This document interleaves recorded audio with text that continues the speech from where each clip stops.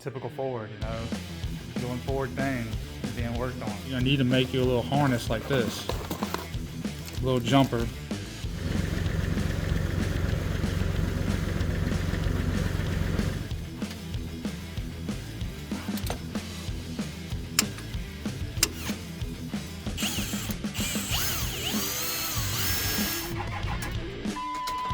Nope.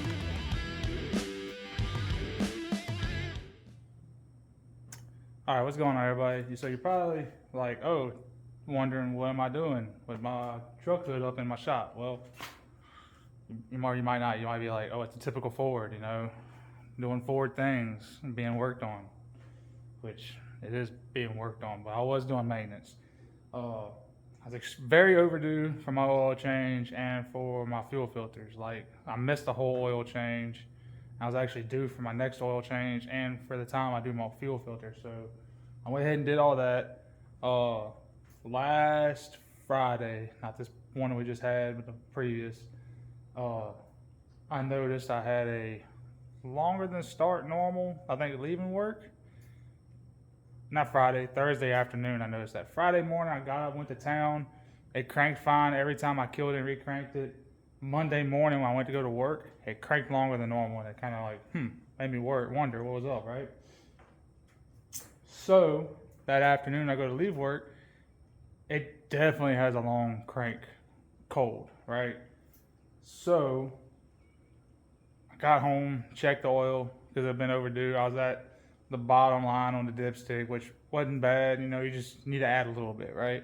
So I added some, cranked it. It actually didn't want to crank it first, so it had a hot no start at that point, which is funny in itself because I actually I stopped by my mom's on my way home, killed the truck, cranked it, and it cranked fine. So there's that. Anyways, on to today.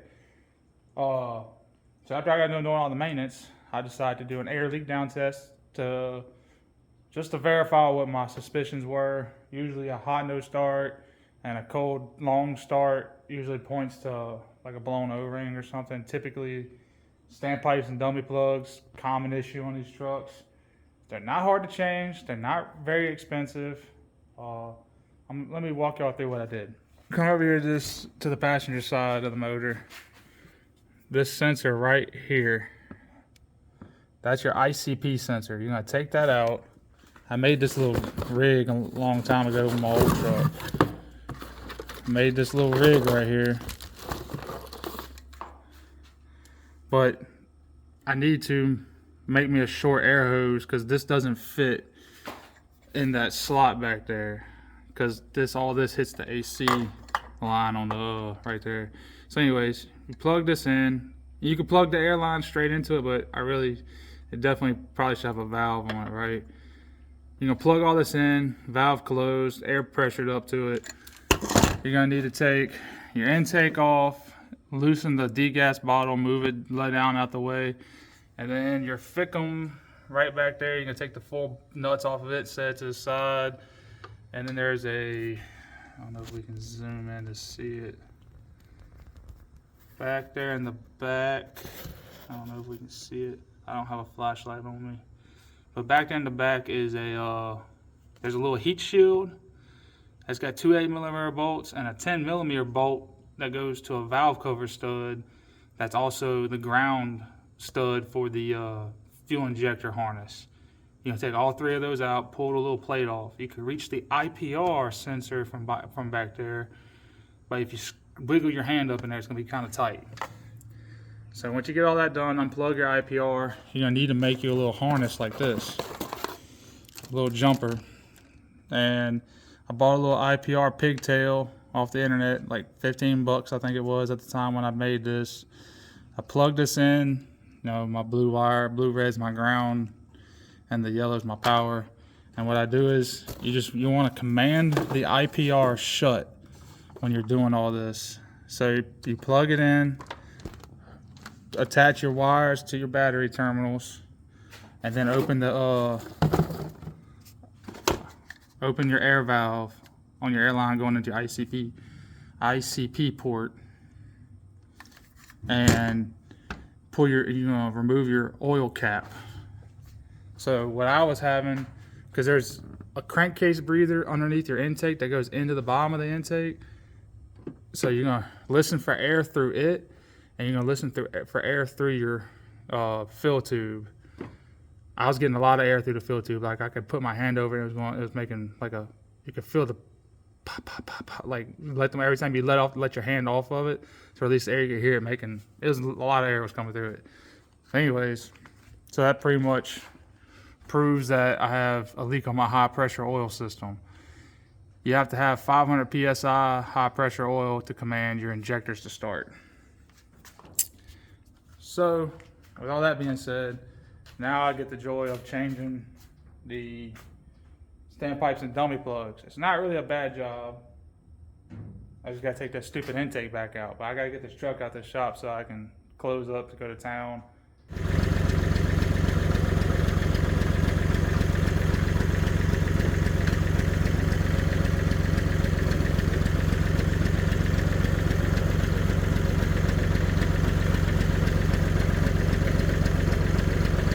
So it's kind of just been like, you know, it's one of those jobs where you just get in there and get it done.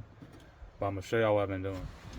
This is what I've been working on right here, trying to change out standpipes and the dummy plugs. That one's not ripped. It's this one that I got to, hang on a second. Alright, so I had this wrapped in tape because I tried using like this tape trick trying to get the standpipe out. But I was having issues cranking the truck cold, and that would be why right there. This is the standpipe off of the passenger side. This is the upper piece of it. And you can tell this was an updated version because it's got the Teflon backup ring right here. The dummy plug is the updated version too, but I'm putting these new diesel sight ones in.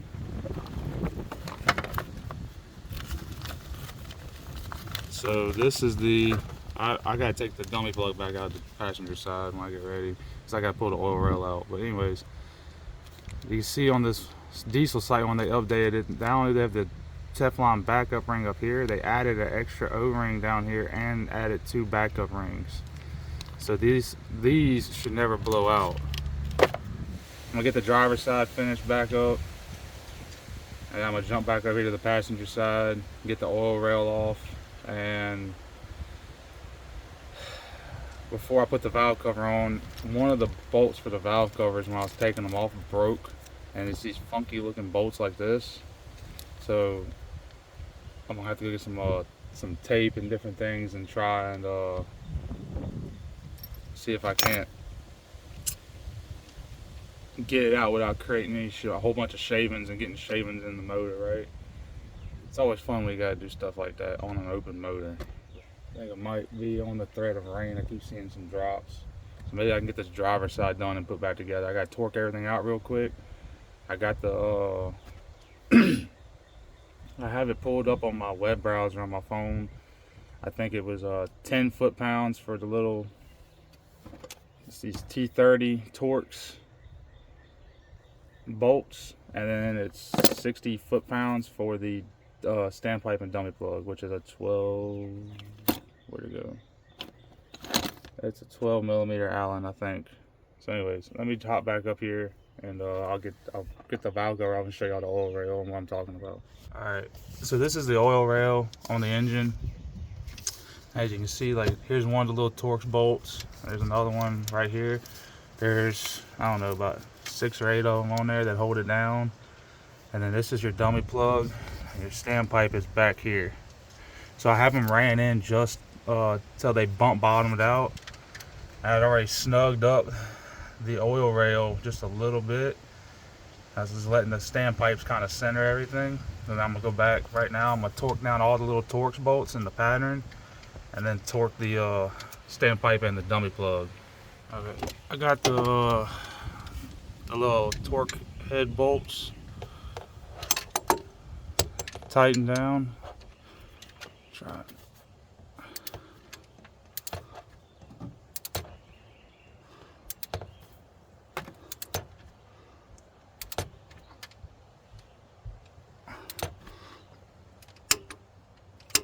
I'm trying to do this one hand while holding the camera, so I'm sorry if it's shaky.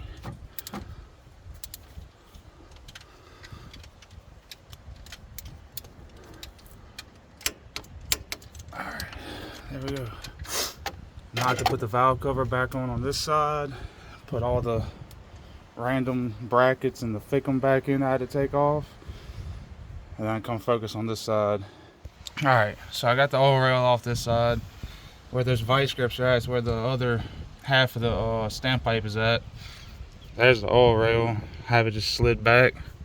I'll show y'all this real quick. There's 2 bolts for the right there at the end of the ratchet there, and one right there for the oil rail. This little ratchet, I've been wondering, I've had these, it was a set. I've used the other one on the Acura in another video, and I was always wondering where this would be useful at. It's like a real thin bit driver ratchet set. Well, it's definitely come in handy. Them 2 bolts there, I probably would never have gotten them loose without this. Okay, I got the standpipe out. I used the vice grips, and we got a pry bar and pulled on it, and it came right up with the pry bar. But so when I was taking the valve cover off, this bolt broke right here. So I got some cardboard paper and some painter's tape, and I got it as best as I can to try and keep anything from getting in there. I'm gonna take a center punch that bolt real quick, and then take a drill bit, try to drill it out. I hope it'd be nice if it bit. Yeah, it'd go all the way through. If it bites, it could push it all the way out. That'd be nice. We'll just have to see what happens. It broke off pretty clean, so I should be able to get a good mark on it with the center punch.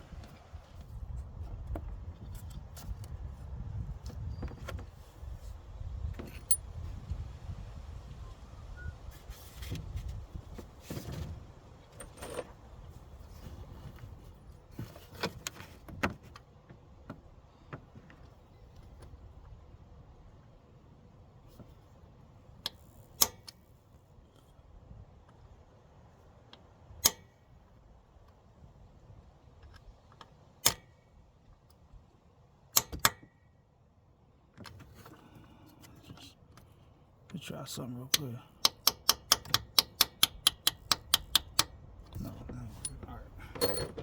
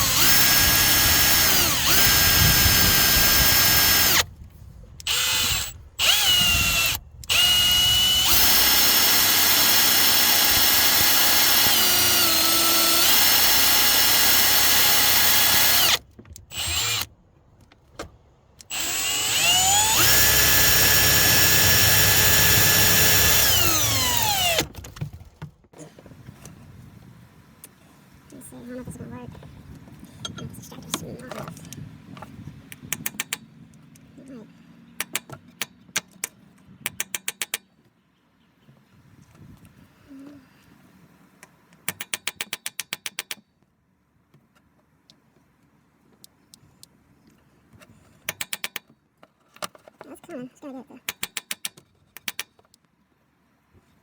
Cooperate, there we go. Just got just enough bite with the extractor. I know I'm gonna be in it tight.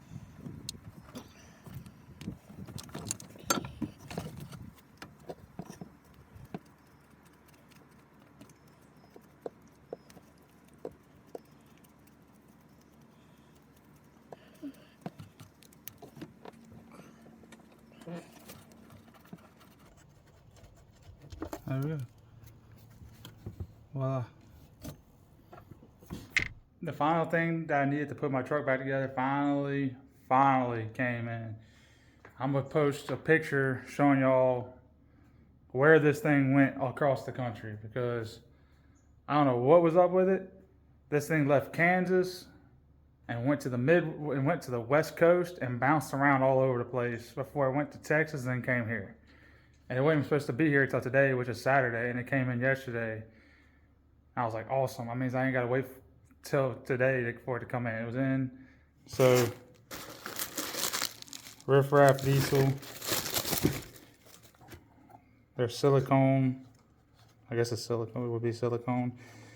I had these on my other F-250. Let me tell you, these are awesome boots. Like, they're hard as hell to get on, and I think they're gonna last a long time. Got a pin. Got a sticker. Last time they sent me a magnet. And the new clamps for it. All the boots. I'm gonna go walk out to the truck and get the intercooler pipe. Bring it in here. I got a little cleaning up to do on it. Got to get the old boot material off of it. And then we will go put all this back together and I can crank the truck and drive it finally. Oh, how much I've missed driving my truck, let me tell you. This is why I bought the new boots. See all this material that came off? All the material that's missing off the old boots, it's just gonna let them slip and blow off. Ask me how I know. But let me get some, I think I might have some Scotch-Brite, some sandpaper. We'll clean these up, spray them down with some degreaser.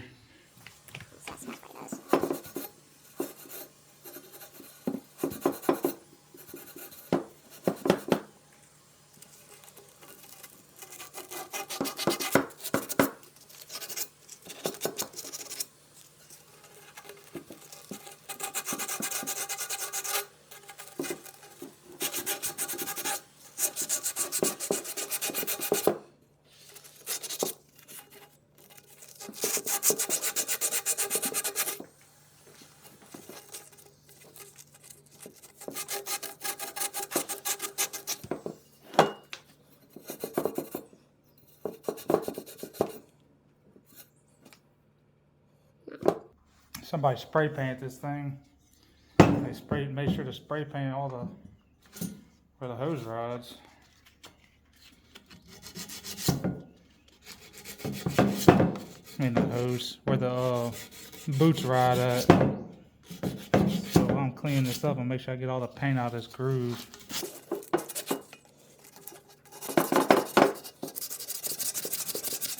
That's better than what I was doing on the other side.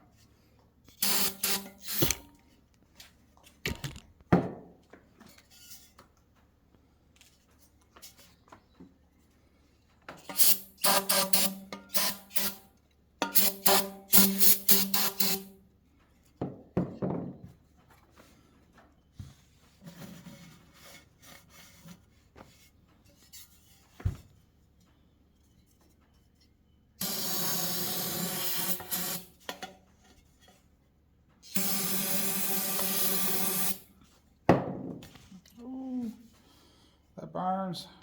I got brake clean in that cut right there on my finger. Shit, that hurts.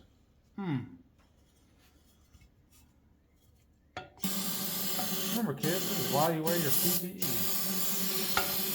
So when you do dumb shit, at least you have a fighting chance of not hurting yourself when you do other dumb shit. Alright. I ain't too worried about this table. Anyways, let me lay that out. Let it dry. Alright, now we got the pipe cleaned out. Got the ends nice and clean. We can go put this thing back on the truck. I'm gonna get some tools. As you can see down here, this one's covered in grease and oil. This one looks relatively clean, but I'm gonna go ahead and give them both a quick wipe down with some parts cleaner, so I know that the boots are gonna stick.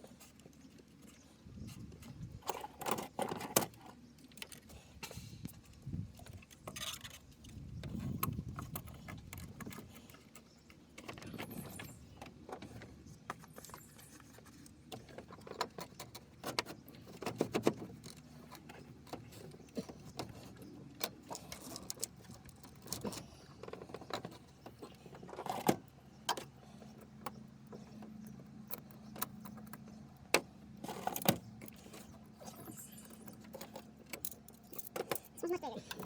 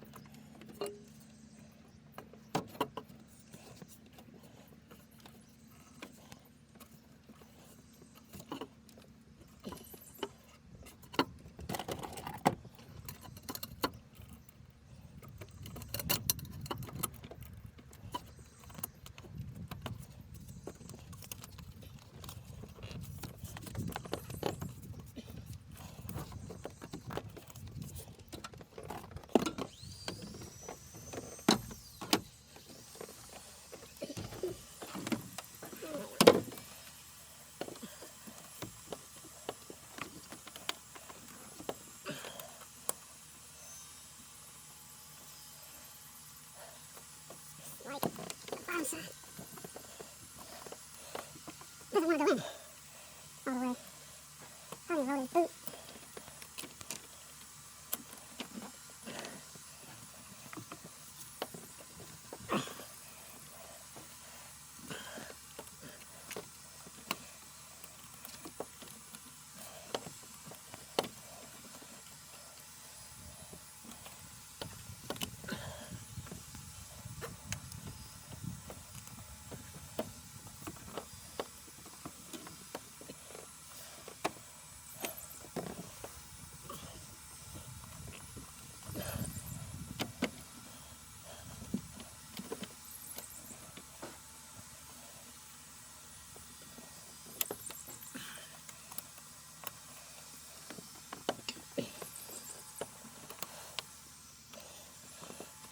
There we go. I had it turned way too far one way.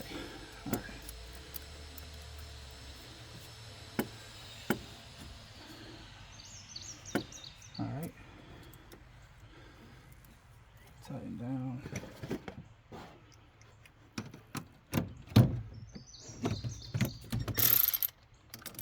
This one. What the hell?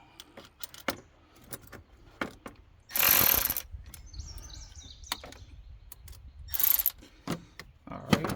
Two different sizes.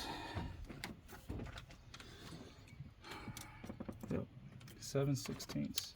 Let's tighten this one.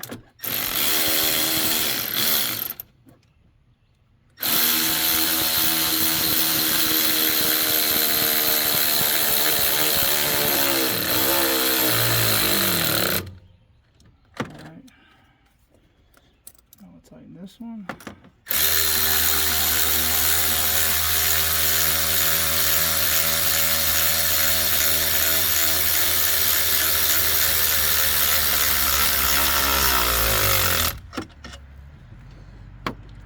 Tighten it on right here, but I need the extension.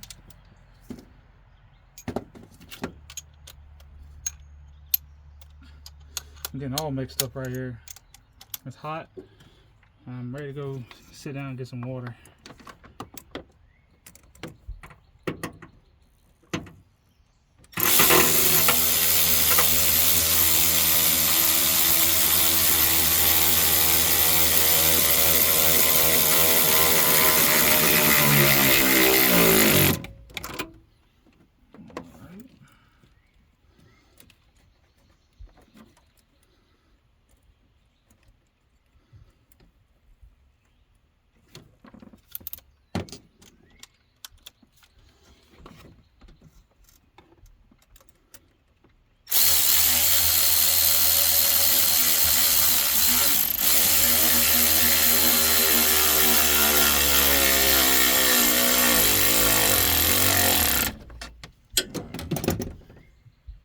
That'll be plenty tight enough. So this is one reason why I like these Riff Raff boots so much. See right there? That's where the edge of the pipe is. There's the intercooler inlet. Edge of the pipe. Look how much more boot you got on here. The factory one wasn't even nearly that long. You got like a half an inch of extra material there. I'm gonna crank this thing up. Hopefully it'll crank. It's been sitting. I know I let it idle the last time I got it to run. I let it sit here and just idle and charge batteries and whatnot. But I mean, I ain't cranked it since then. It's been all week. All right.